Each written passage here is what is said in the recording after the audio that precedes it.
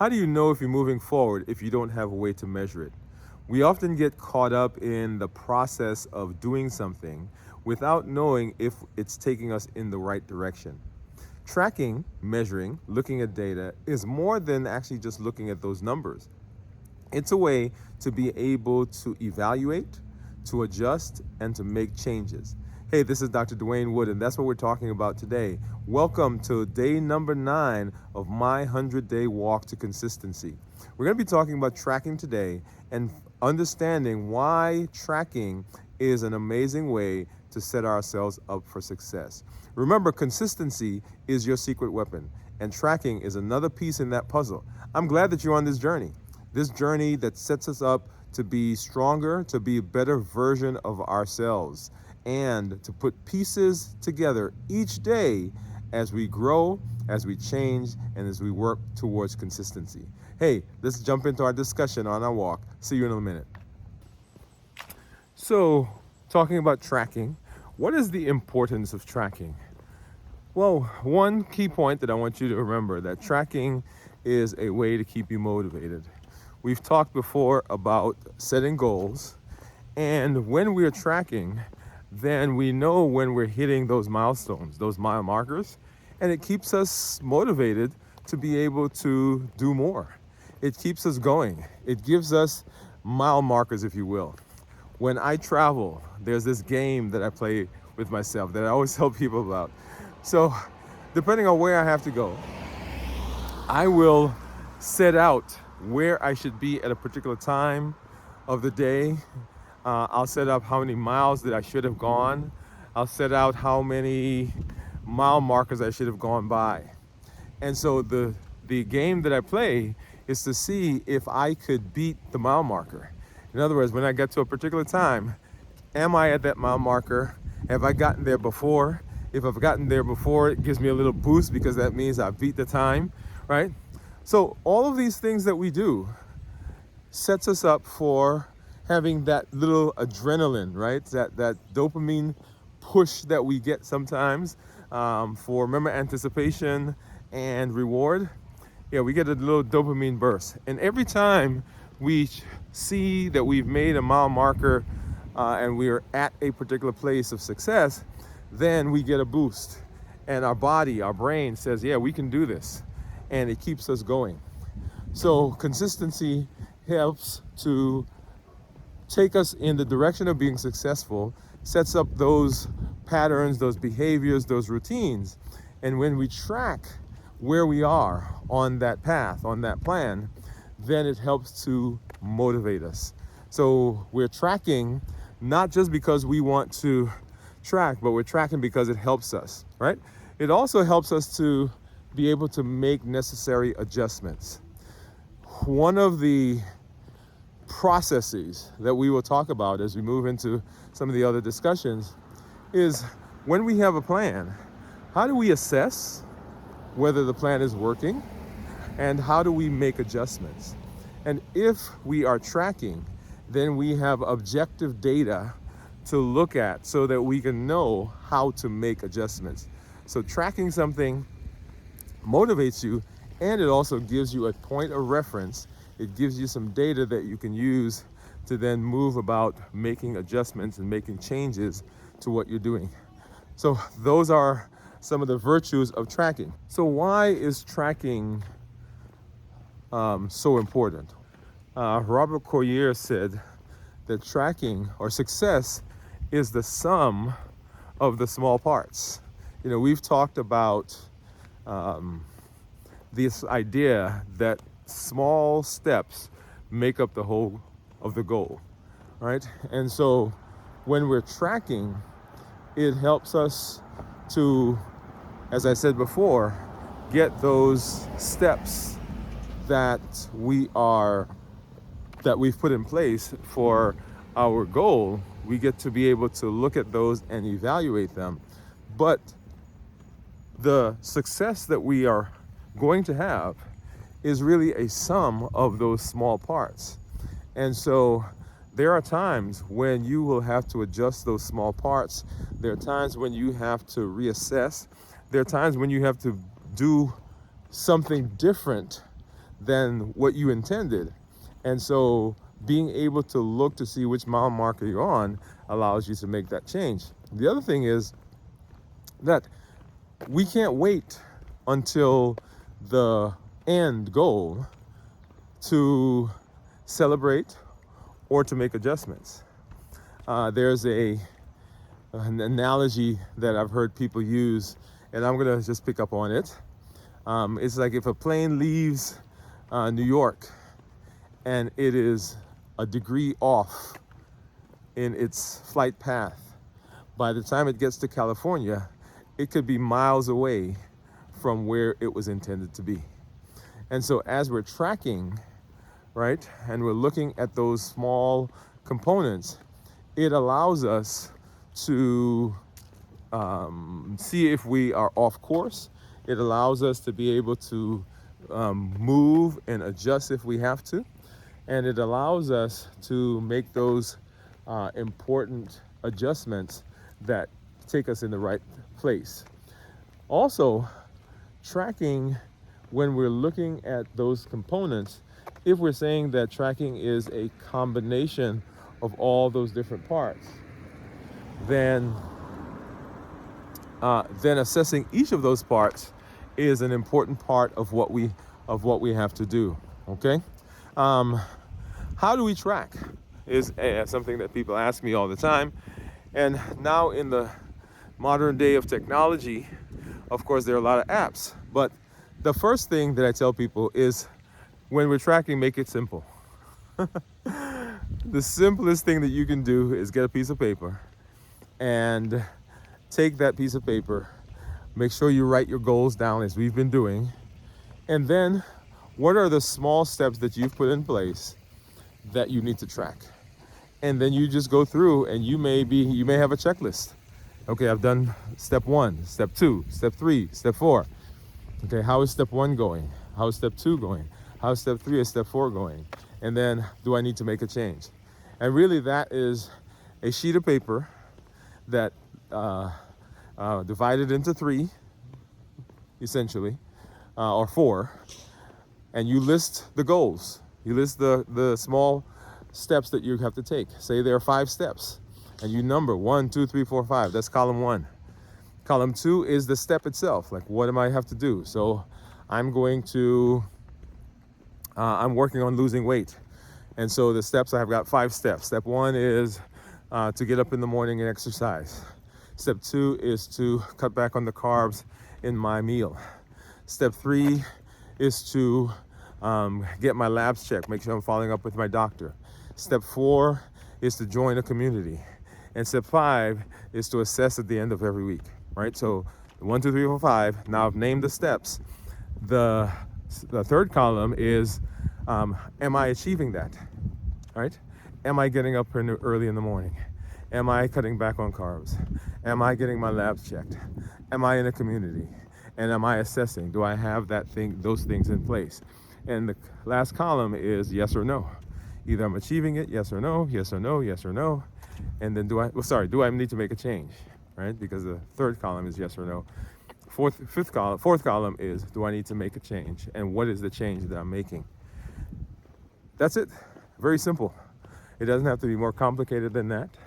It does not have to be a massive project, but there are lots of different ways of doing it. So that's your low-tech way. You can also use lots of apps.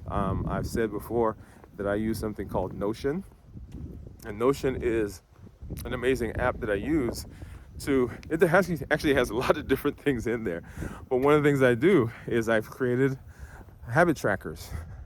And you can adjust that, you can design it however you want. There are already ready-made apps. So things like MyFitnessPal, or you'll hear here in a minute my Map My Walk, which will come up and give statistics to how far we've walked and those types of things. So that's there. If you have an Apple, you've got lots of apps in there, iHealth, that you could do things. If you're walking, if you've got a Fitbit, and I can go on and on for all those things, but there are simple ways to do it that will fit into your lifestyle, and you want to make sure you do that. A kind of intermediate thing that I use is something called Day One. Day One is a journaling app, but within the app you can create lots of templates. And so I use that to do my bookending, and then I use Notion to do my tracking. So get out there and see what appeals to you.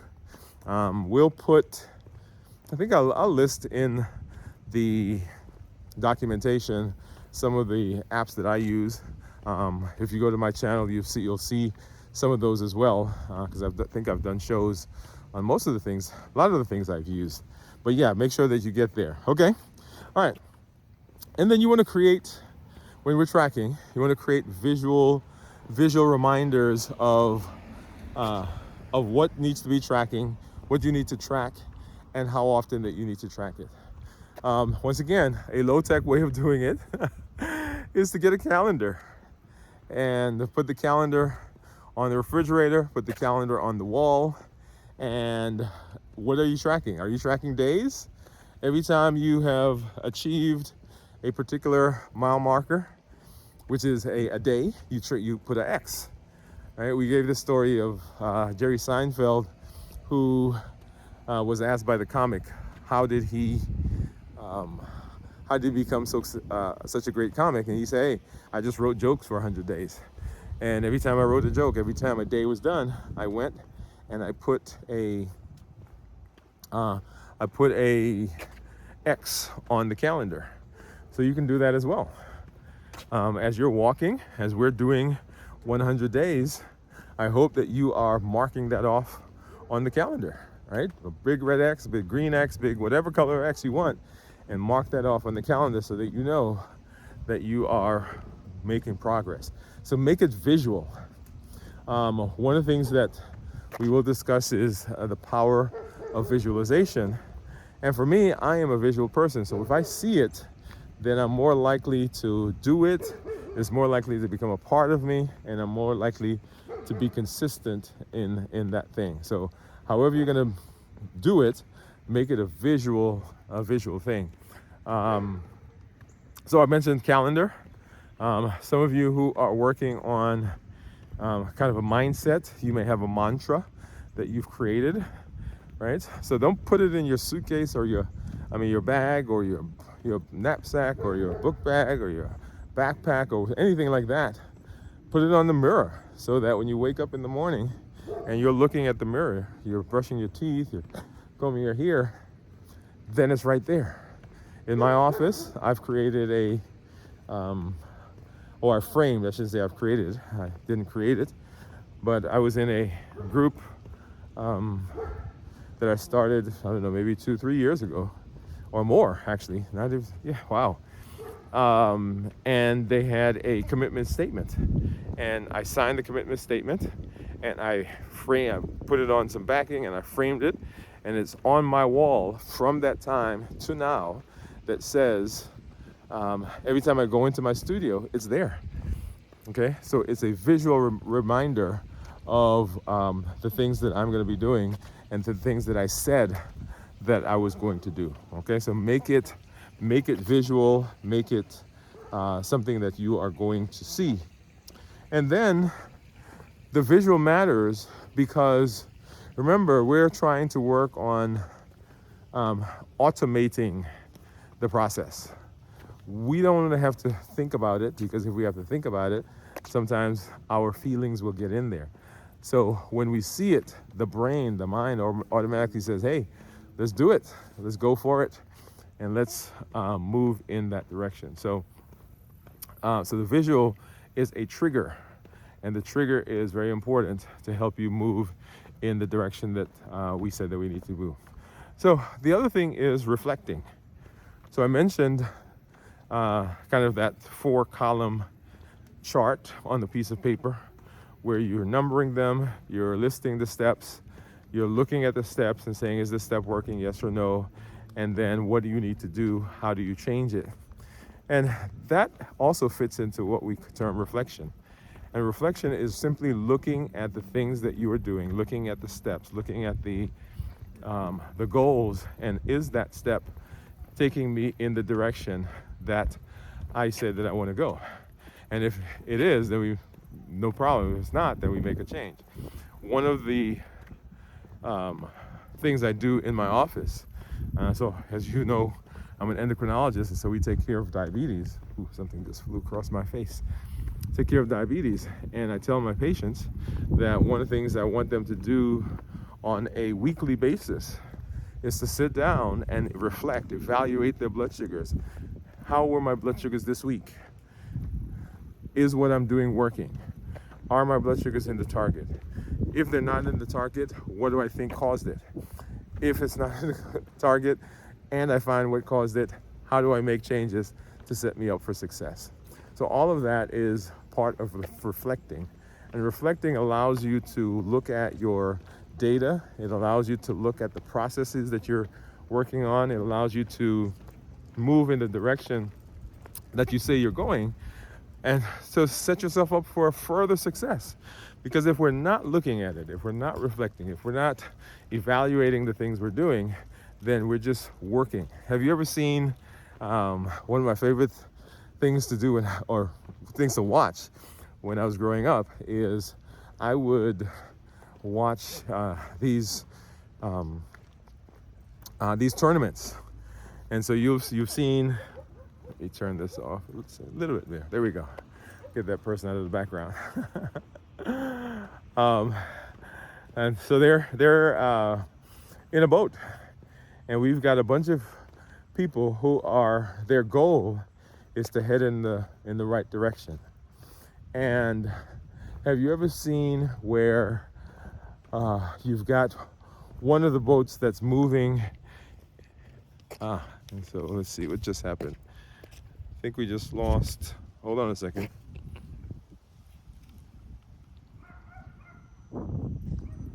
There we go. All right. And so, yeah, so they're in the boat and they're rowing. All right, so rowing. And you've got one boat that's in the water and it's moving like with precision. Like every stroke every time there's row and stroke and stroke, and they are just moving like a bullet through the water towards the finish line.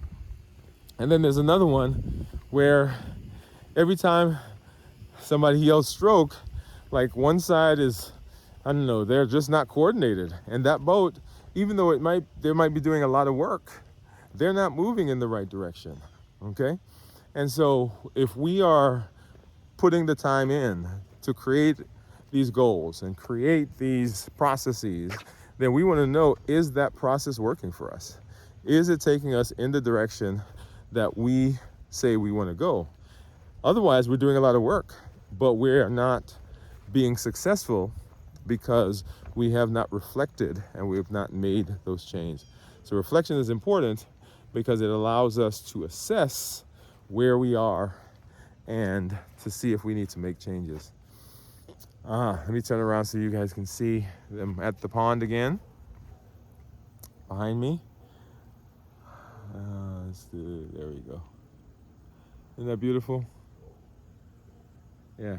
So we walk out here a lot, so we can see what's there.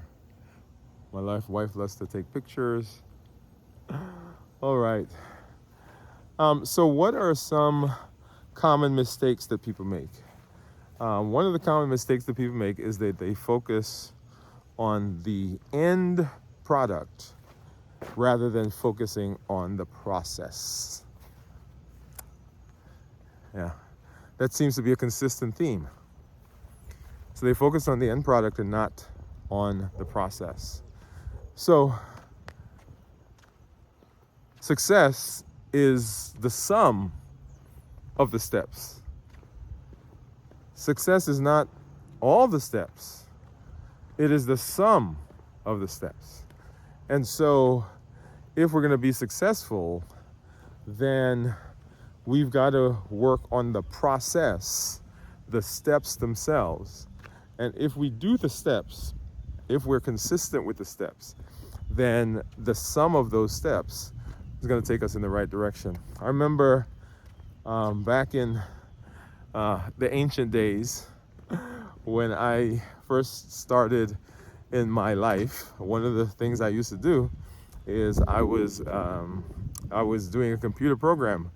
Well, I said I was in computers, right? So my degree, I have a degree in math and computers, and um, even while we were training, one of the first things that we had to do was to write essentially is a GPS, right? So now everybody has a GPS and it's not a big deal. But back in those days, you had a map, and so you knew how far it was from New York, for example, to Virginia, and then from Virginia to um, I don't know, the Carolinas, and from Carolinas to Georgia, and from Virginia to Georgia, and from Virginia to New Jersey, and right. So you had all of these distances that you knew, and then you had to teach. You had to write a program, and the point of the program was to figure out the shortest distance between 2 points. So you would say, all right, so I'm having some technical issues here. So you would say, hey, I want to go from New York to California, or I want to go to New York to Texas. Yes, let's say Texas. And so now find me, you would say, this is the program, find me the shortest distance between the two. And so the program would go out and it would take the sum of all of the different paths, and then it would come up with what time 32 minutes 32 seconds, total distance 1.0 miles, average pace 32 minutes 31 seconds per mile, split pace 32 minutes 31 seconds per mile.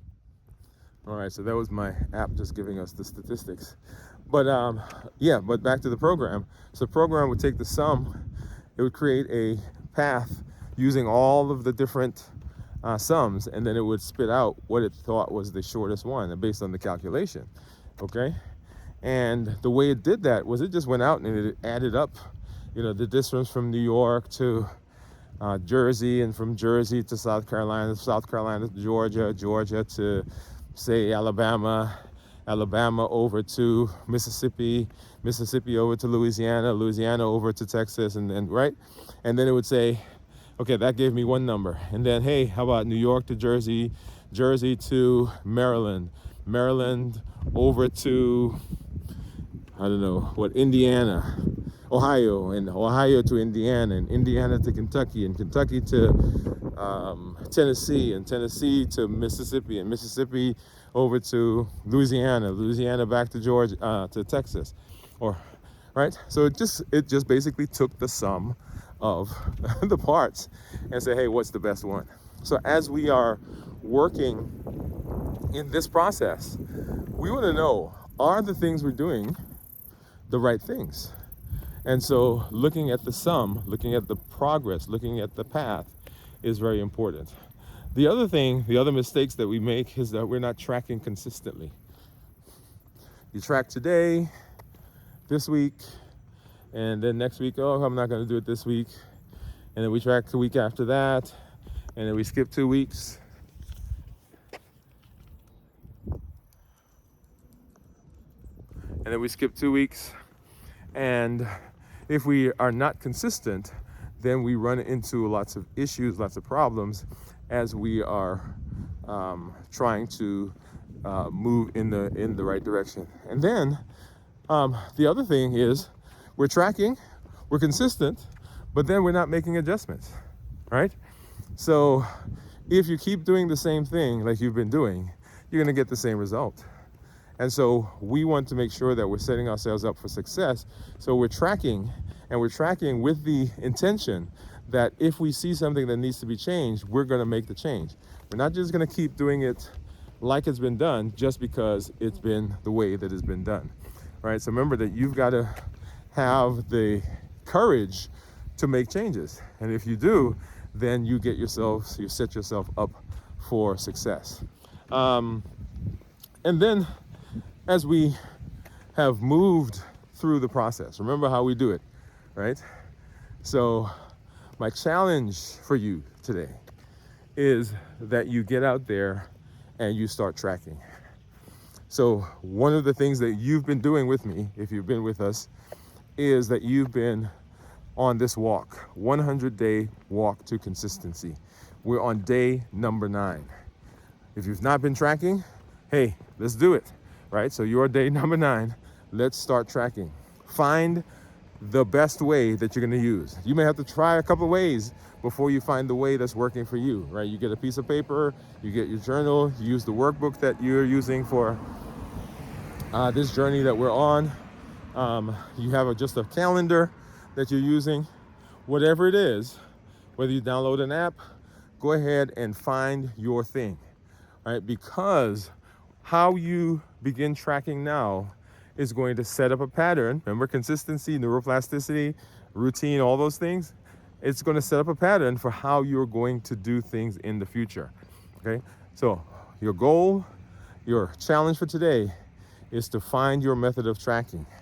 And I recommend that you, if you're not a tech person, start low tech. Get a journal, get a book, get a loose leaf binder, something, get a whiteboard and put it on your refrigerator, put it on your wall, and begin tracking. Hey, I've walked 9 days. Hey, I've gotten up, I'm doing it in the morning. Hey, I'm doing my routine. Hey, I've saved $5. Hey, I've saved $2. Hey, I've spent the last 7 days making sure I talk to my wife.